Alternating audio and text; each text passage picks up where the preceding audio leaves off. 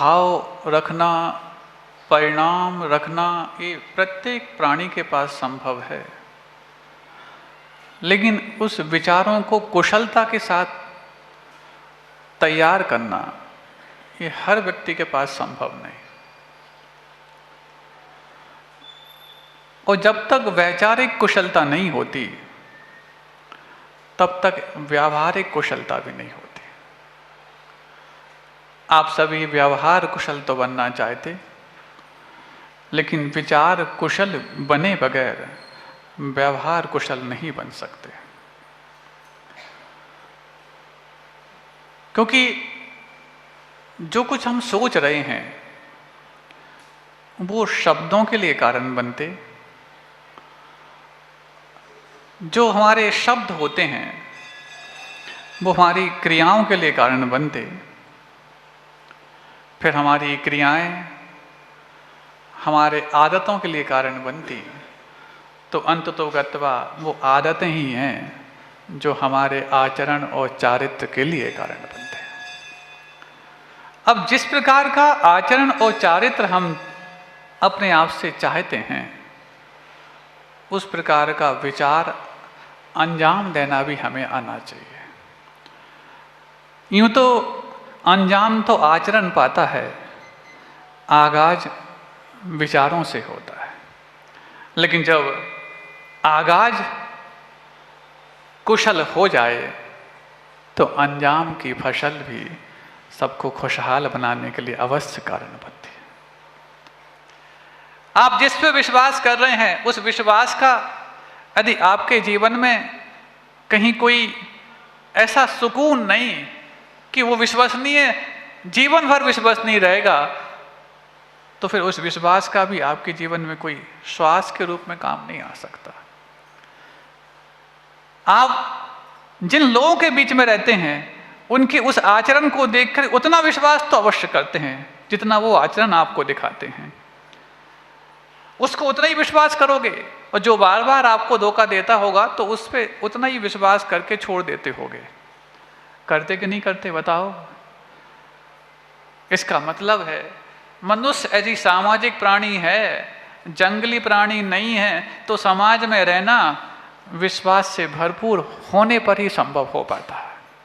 और समाज तो एक बड़ी इमारत है, समाज तो एक बहुत बड़ा भवन है, उसमें प्रवेश का द्वार तो परिवार है। समाज में प्रवेश का द्वार परिवार, और मनुष्य सामाजिक प्राणी, और सामाजिक होने के नाते हमारे लिए विश्वास से भरा होना बहुत आवश्यक और किसी को विश्वसनीय मानना भी बहुत आवश्यक। अब इस सब की बात समझने के बाद शुरुआत करें कैसे? आप लोग सुन रहे हैं? ये आप लोग के जीवन की बात है कि कहीं मोक्ष और स्वर्ग की बात चल रही है? आप लोगों के जीवन की निजी जिंदगी की बात है कि नहीं? आपके घर गृहस्थी की बात है कि नहीं? अब इस घर गृहस्थी में गृहस्थ होकर के गृहस्थ धर्म कहाँ से पैदा होता है, इस बात को समझना हमें बहुत आवश्यक होता है। गृहस्थ तो आप हो, लेकिन गृहस्थ धर्म भूल जाओ तो फिर गृहस्थी का आनंद नहीं पा पाओ। पानी है और पानी का धर्म शीतलता है, यदि वो पानी अपनी शीतलता रूपी धर्म से वंचित हो जाए तो कौन है जो उस पानी को स्वीकार करे?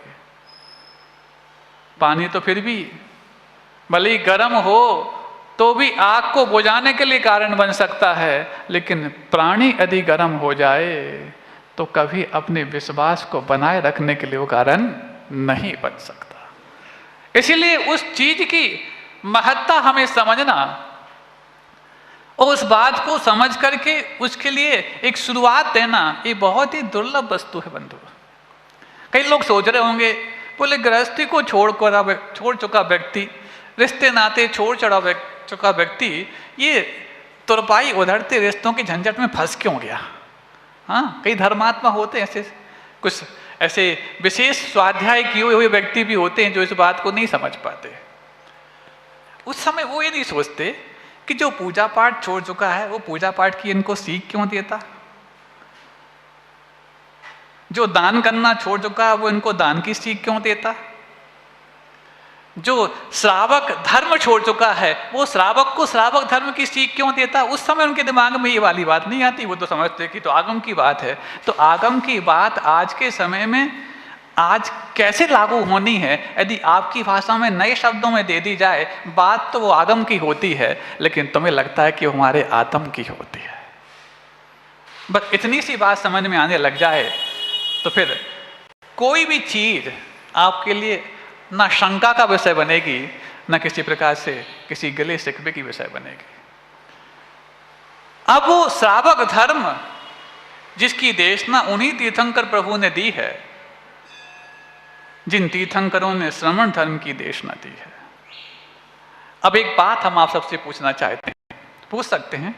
महाराज कठिन प्रश्न नहीं पूछना। अच्छा ये बताओ, शाम को जब आप लोग जिज्ञासा करते हो तब हम आपसे कहते हैं कि कठिन प्रश्न मत पूछना।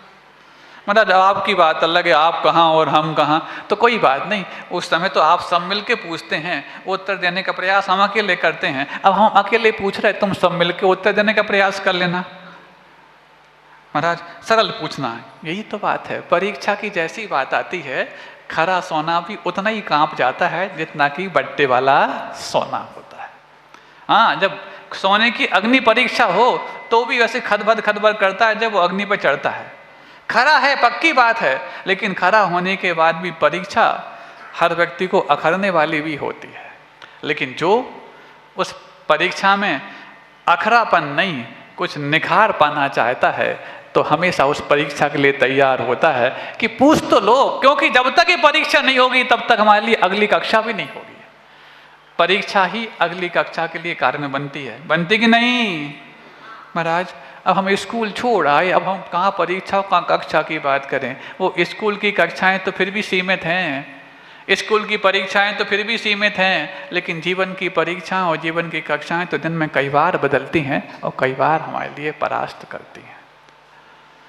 जब तक इन जीवन की परीक्षाओं में हम अपने आप को निष्णात होना नहीं बनाएंगे, तब तक जीवन जी करके भी जीवन को ढोते तो जाएंगे, कर्मों को धो नहीं पाएंगे। और कर्मों को धोने की बात जब आए तो जीवन ढोना नहीं, जीवन भी उतना ही धोना प्रारंभ हो जाता है जैसे कि बर्तन धोने के बाद बर्तन चमकदार और कपड़ा धोने के बाद कपड़ा साफ स्वच्छ बन जाता है। अब सुनो, घर से बाहर निकलते हैं, वस्त्र यदि गंदे हैं तो निकलना पसंद नहीं करते। वस्त्र यदि अच्छे नहीं लग रहे तो निकलना पसंद नहीं करते। अरे वस्त्र खराब हो तो घर से बाहर निकलना पसंद नहीं करते, लेकिन जब मन खराब हो तो घर के भीतर और घर के बाहर निकलने में कभी कोई गुरेज नहीं करते। क्या वस्त्र खराब हो जाएंगे तो तुम्हारी अहमियत खराब हो जाएगी क्या? लेकिन जिससे अहमियत खराब होती है, उस मन और विचारों को खराब होते होते बरसों निकल गए, लेकिन कभी उसको धोने का प्रयास नहीं करते। और उन्हीं मन को और उन्हीं विचारों को धोने का एक अवसर किसी बहाने को मिल जाए, किसी बहाने अनुष्ठान के माध्यम से मिल जाए, उसमें होने के बावजूद भी पूछते हैं, काहे तुमने नाम लिखा होगा, क्या करना है वहां में, पूछना है कचू करना। हाँ, अपनी अपनी भाषा में, बुंदेलखंड के लोग बुंदेलखंड की भाषा में बोलते हैं और आगरे के लोग आग। आगरा में सबसे पहले आग है। जब भी वहाँ से लोग आते, छत्तीसगढ़ से, मध्य प्रदेश से, महाराष्ट्र से, महाराज कितनी गर्मी है। हमने कहा इसमें सोच के आना चाहिए था, जैसे दुखमा काल में दुख होंगे ऐसी आगरा में आग होगी, सोच के आना चाहिए था। आप घबरा क्यों हो रहे हो यहाँ पर? क्यों? गलत है ना, क्योंकि यहाँ पर दो ही सीजन होते हैं, तेज गर्मी और तेज ठंडी। 3 सीजन का काम ही नहीं है। जब 3 सीजन का काम नहीं होता, तीसरा सीजन कौन सा होता है? ऑफ सीजन महाराज। लेकिन उस ऑफ सीजन में भी ऑक्सीजन भरने का काम कौन करता? जिनका नाम पूज्य गुरुदेवाचार्य विद्यासागर जी महाराज, वही तो गुरु महाराज होते हैं। हमारे जीवन में परिणामों की जो नीरसता आ चुकी है, उन नीरसता में भी सरसता भरने का जो प्रयास कर जाएं, वही तो हमारे लिए धर्म ध्यान करने के कारण बन जाते। वो धर्म ध्यान है क्या वस्तु बताओ? परिणामों की विशुद्धि, परिणामों में एक शुभता जिन कार्यों से आने लग जाए, वो सब शुभ बुद्धंश शुभ पापस ये कारण बन जाते। बस बशर्ते कि वो परिणाम आनंदित करने वाले, आह्लाद करने वाले हों, लेकिन किसी संकीर्ण विचारधारा से नहीं, व्यापक विचारधारा से हों। लेकिन उस संकीर्णता से व्यापकता की ओर यात्रा जो प्रारंभ होती है, शुरुआत तो संकीर्णता छोड़ने से ही होती ना।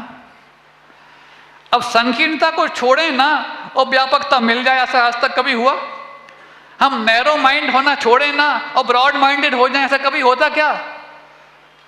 अब कोई कहे आप तो ब्रॉड माइंड की बात करते हो लेकिन नैरो माइंड क्यों हो रहा है? भाई शुरुआत तो नैरो माइंड से करनी पड़ती ना।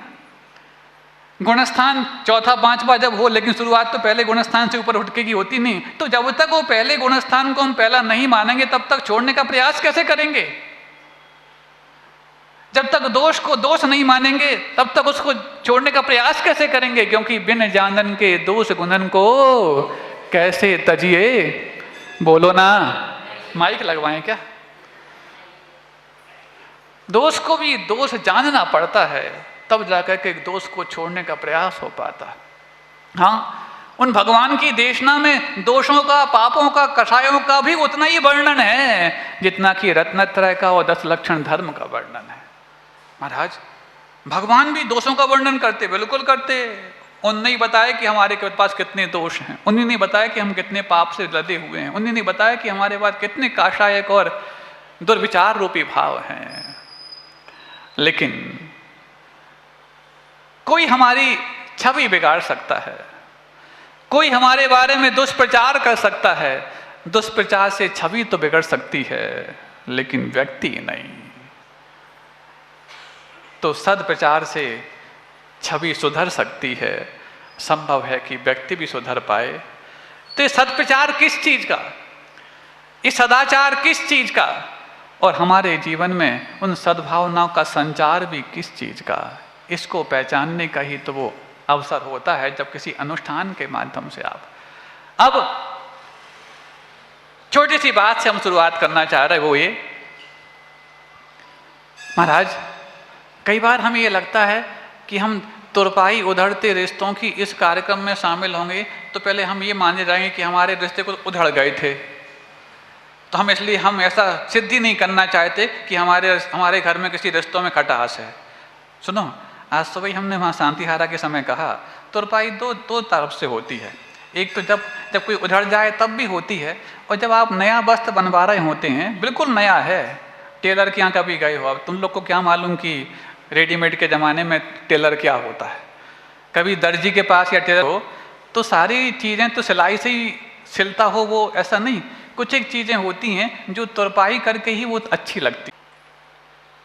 आज धर्म से लोग इसलिए पीछे हटते चले जा रहे हैं कि तुम्हारा धर्म मात्र पुस्तकों तक सीमित हो गया, तुम्हारा धर्म सिर्फ एक मात्र अनुष्ठान तक सीमित हो गया, तुम्हारा धर्म सिर्फ मात्र कुछ एक विशेष चौका लगा लो, आहार दे लो, इस तक सीमित हो गया। लेकिन तुम्हारे धर्म की शुरुआत और तुम्हारे धर्म का मध्य और अंत बहुत व्यापक है। इस चीज से रूबरू कराने का कभी कोई प्रयास किया ही नहीं गया। ज्यादा हुआ तो बच्चे हुए तो पाठशाला भेज दो, इतने धर्म ध्यान कर लिया। संडे को आगे पूजा अभिषेक करा लो, इतनी धर्म ध्यान कर लिया। 24 घंटे के धर्म को हमारी अकर्मण्यता ने 1 घंटे में सीमित कर दिया। 24 घंटे के धर्म को क्या बताओ।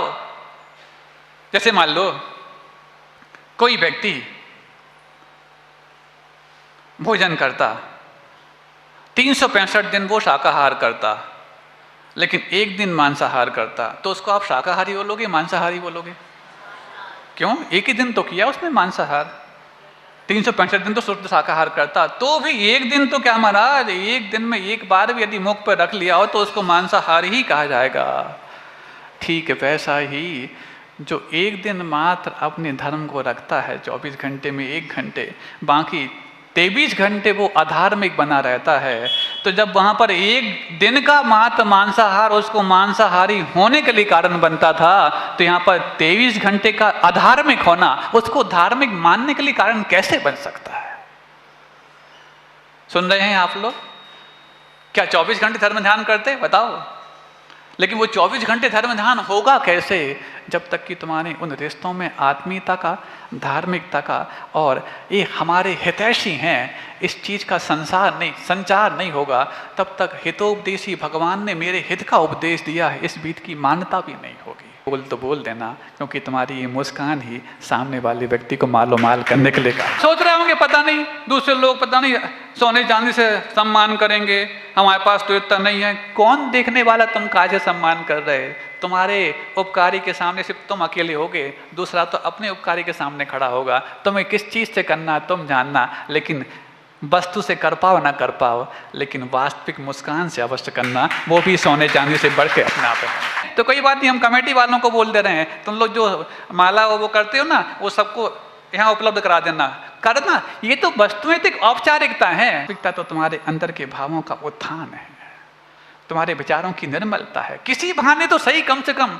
और हम लोग भी इसलिए बैठेंगे कि तुम्हारे अंदर कषायों की मंद बना इस बहाने आती है, तो इसी का नाम तो प्रशम भाव होता है। और प्रशम भाव की पूर्ति प्रथमानुयोग से भी होती है, जो ग्रंथ तो संत के सामने दिखा है।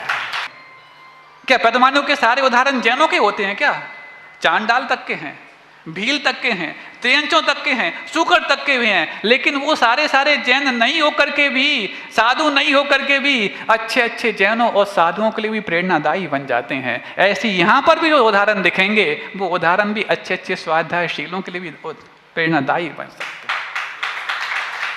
फिर भी कुछ लोग सोचते हैं, हाँ महाराज जी, हाँ हम कैसे कहें कि हमारे बच्चे हमारा सम्मान करें? कोई बात नहीं, तुम्हें लगता है तुम्हारे घर में बच्चों का तुम्हारे प्रति उपकार भाव नहीं आ पाया, अरे तुम्हें लगता है कि तुम्हारा बच्चा किसी प्रकार से तुम्हारे जीवन में कुछ भी अच्छा किया है, माता पिता होकर तुम उस बच्चे का सम्मान करना शुरू कर देंगे, तुम हमारा सम्मान कर दो। किसने कहा कि बच्चों से अपना सम्मान कराओ? उपकार का मतलब वो नहीं होता जो तुम्हारे लिए जन्म देने के रूप में ही हो, उपकार तो वो होता है जो तुम्हारे जीवन को दिशा देने के रूप में हो।